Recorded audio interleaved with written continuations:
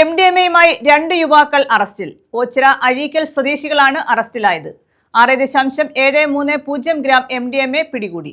Dance of ടീമിന് ലഭിച്ച രഹസ്യ വിവരത്തെ തുടർന്നായിരുന്നു അറസ്റ്റ്.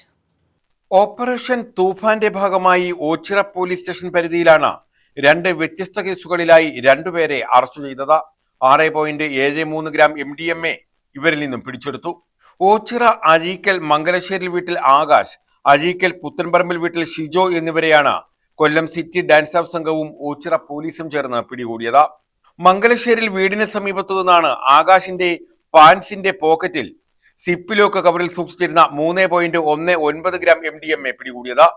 ഇയാളിൽ നിന്ന് ലഭിച്ച വിവരത്തിന്റെ അടിസ്ഥാനത്തിൽ അഴീക്കലിലെ ഷിജോയുടെ പുത്തൻപറമ്പിൽ വീട്ടിൽ നടത്തിയ പരിശോധനയിലാണ് കിടപ്പുമുറിയിലെ കിടക്കയുടെ അടിയിൽ സ്ഫടികക്കുപ്പിയിൽ ഒളിപ്പിച്ച നിലയിൽ സൂക്ഷിച്ചിരുന്ന 3.54 ഗ്രാം MDMA കണ്ടെടുത്തത്.